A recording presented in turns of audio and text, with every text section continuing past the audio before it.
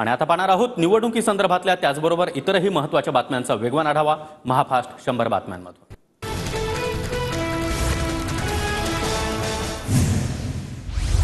हरियाणामध्ये मोठा उलटफेर, भाजपची मोठी मुसंडी तर काँग्रेस पिछाडीवर। हरियाणामध्ये भाजपची सत्तेच्या हॅट्रिकच्या दिशेने वाटचाल। हरियाणामध्ये काँग्रेस भाजपमधील कुस्ती रंगतदार वळणावर। भाजप 48, काँग्रेस 36 तर अन्य 6 जागांवर आघाडीवर। जेजेपी आणि आपचं खातं देखील उघडू शकलं नाही। जम्मू काश्मीरमध्ये काँग्रेस आणि नॅशनल कॉन्फरन्सची आघाडी 47 जागांवर आघाडीवर। भाजपची 29 जागांवर तर पीडीपीची 4 जागांवर आघाडी तर इतर जागा 8 अपक्षांकडे। निवडणूक आयोगाच्या आकड्यांवर काँग्रेसकडून संशय व्यक्त। निवडणूक आयोग डेटा हळूहळू शेअर करत आहे, जयराम रमेश यांचा आरोप। तर प्रशासनावर भाजपचा दबाव, काँग्रेस निवडणूक आयोगाकडे लिखित तक्रार देणार, जयराम रमेश यांची माहिती। सर्व काही पारदर्शी आणि स्पष्ट आहे, उमेदवारांसमोर मतमोजणी सुरू, कोणत्याही मतदान केंद्रावरून तक्रार नाही, आयोगाचं काँग्रेसला उत्तर। निवडणूक आयोग जाहीर करत असलेल्या मतांमध्ये फरक, उमेदवार पुढे असताना त्यांना मागे दाखवलं जात आहे, पवन खेरा यांचा आरोप। हरियाणा विधानसभेमध्ये बदल होण्याच्या काँग्रेसच्या शेवटच्या क्षणापर्यंत आशा कायम। आतापर्यंत काँग्रेसच्या 7 तर भाजपच्या 3 उमेदवारांच्या विजयाची घोषणा।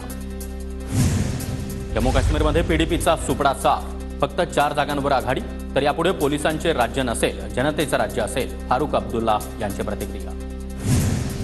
काश्मीरमध्ये उमर अब्दुल्ला मुख्यमंत्री होणार असल्याची माहिती। विधानसभा निवडणुकीमध्ये काँग्रेससोबत नॅशनल कॉन्फरन्सला मोठं यश मिळाल्यानं कार्यकर्त्यांमध्ये जल्लोष।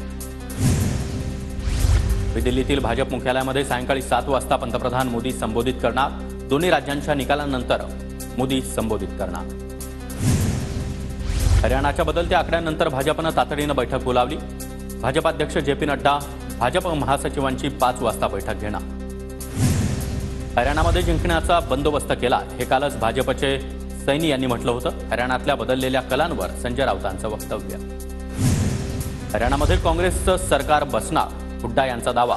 तर हरियाणा काँग्रेसमध्ये मोठी गटबाजी, भाजपच्या अनिल वीज यांचा आरोप। जम्मू काश्मीरमधील भाजपचा आतापर्यंतचा परफॉर्मन्स चांगला, देवेंद्र फडणवीस यांची प्रतिक्रिया।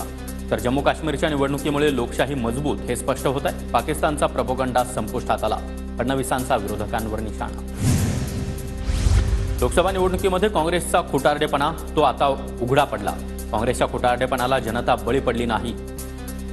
चंद्रशेखर बावनकुळे यांची हरियाणा आणि जम्मू काश्मीरमधील निकालानंतर प्रतिक्रिया। 2 राज्यांच्या निकालामुळे चित्र स्पष्ट झालंय। महाराष्ट्रात देखील महायुतीला मोठे यश मिळेल।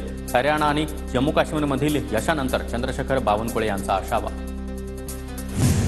हरियाणामध्ये काँग्रेसचा सुपडा साफ झालाय। सरकार येणार म्हणून काँग्रेसवाले गुडघ्याला बाशिंग बांधून बसले होते, अजित पवार यांची टीका। हरियाणाच्या जुलानामधून विनेश फोगाटचा मोठा विजय। विनेश फोगाटनं राजकीय मैदान मारलं, भाजपच्या योगेश बैरागी यांच्यावर मात। जनतेची लढाई होती, जनतेनं जिंकली, मी केवळ एक चेहरा होते, विजयानंतर विनेश फोगाटची प्रतिक्रिया। तर विनेशच्या विजयानंतर जल्लोष यात्रा। हरियाणामधून पहिला निकाल हाती, काँग्रेसच्या अफ्ताब अहमद यांचा नूह विधानसभा मतदारसंघातून विजय। 46,000 मतांनी इंडियन नॅशनल लोक दलाच्या उमेदवाराचा पराभव। जम्मू काश्मीरच्या बसोली विधानसभेतून भाजपचे दर्शन कुमार विजयी। काँग्रेसचे उमेदवार दाल सिंह यांचा 16,134च्या फरकानं मोठा विजय। जम्मू काश्मीरच्या उधमपूर पूर्व विधानसभा मतदारसंघातून भाजपच्या रणबीर सिंह पठानिया यांचा विजय। अपक्ष उमेदवार पवन खजुरिया यांचा अवघ्या 2,283 मतांनी पराभव। जम्मू काश्मीरमध्ये नॅशनल कॉन्फरन्सनं खातं खोललं। गुरेज घाटी विधानसभा मतदारसंघातून नजीर खान यांच्याकडून भाजपच्या फकीर खान यांचा पराभव। शरद पवार गटामध्ये अजून एक मोठ्या नेत्याच्या पक्षप्रवेशाची शक्यता। मोदी बागेतून बाहेर येताना एका व्यक्तीनं माध्यमांपासून आपला चेहरा लपवला। हा व्यक्ती कोण? राजकीय वर्तुळात चांगली चर्चा। राज्याचं नेतृत्व कोण करेल हा संभ्रम लोकांमध्ये नको, खांद्यावर कुणाचं मुंडकं हे दिसलं पाहिजे, धड घेऊन लोकांमध्ये कसं जाणार? महाविकास आघाडीतील मुख्यमंत्री पदाच्या चेहऱ्यावरून संजय राऊतांचा सवाल। ठाकरेंना मुख्यमंत्री करण्यास भाजप तयार होतं, मात्र ठाकरेंनी फोन घेतले नाही। तर भाजपसोबत चर्चा करू असं शिंदे यांनी ठाकरे यांना म्हटलं होतं, संजय शिरसाट यांचा दावा। मुंबईतील काँग्रेसच्या बैठकीला माजी खासदार प्रिया दत्त यांची हजेरी। 5 वर्षामध्ये पहिल्यांदाच बैठकीला हजेरी. प्रिया दत्त वांद्रे पश्चिममधून विधानसभा निवडणूक लढण्याची शक्यता. वांद्रे पश्चिममधून प्रिया दत्त लढणार असतील तर स्वागत. वांद्रे पश्चिममधून प्रिया दत्त विजयी होतील, संजय राऊतांचं वक्तव्य. भाजपच्या आशिष शेलार यांच्या विरोधामध्ये काँग्रेसकडून प्रिया दत्त यांना तिकीट मिळण्याची शक्यता. सामंतांसह गद्दारांना निवडणुकीनंतर जनता राजकीय काळ्या पाण्याची शिक्षा देईल. भास्कर जाधव यांची उदय सामंत यांच्यासह शिंदे गटावर टीका. वरळी विधानसभेतील विविध राजकीय पक्षातील कार्यकर्ते आणि पदाधिकाऱ्यांचा मनसेमध्ये पक्षप्रवेश. वरळी आणि जोगेश्वरी विधानसभेतील कार्यकर्त्यांचा देखील राज ठाकरे यांच्या उपस्थितीमध्ये मनसेत प्रवेश. शरद पवार आणि सुप्रिया सुळे यांच्याकडून पुण्यातील बोपदेव घाटाची पाहणी. काही दिवसांपूर्वीच बोपदेव घाटामध्ये सामूहिक अत्याचाराची घटना. धनगर समाजाला आदिवासीमधून आरक्षण दिल्यास राजीनामा देणार. भाजपचे आदिवासी नेते देवराव होळी यांचा सरकारला इशारा. महाविकास आघाडीची जागा वाटपासंदर्भातील बैठक सुरू. महाविकास आघाडीचे प्रमुख नेते या बैठकीला उपस्थित.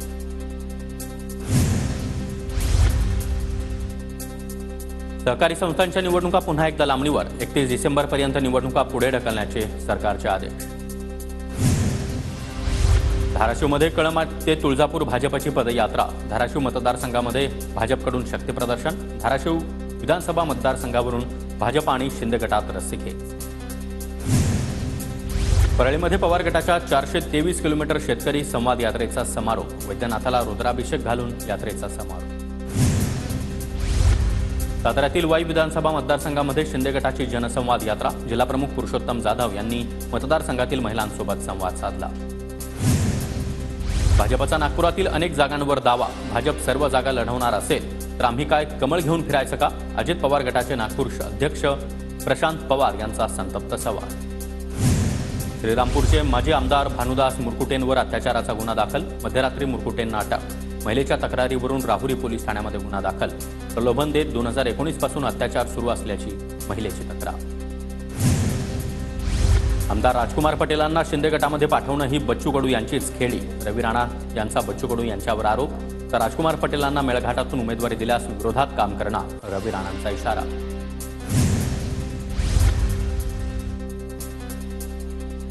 छत्रपती संभाजीनगरमध्ये टोयोटा किर्लोस्कर मोटर्सला 827 एकर जमीन मंजूर.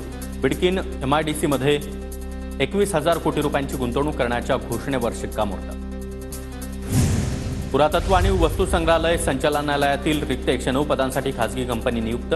कंत्राटी नोकर भरती न करण्याचा उपमुख्यमंत्री देवेंद्र फडणवीस यांचा निर्णय वाऱ्यावर.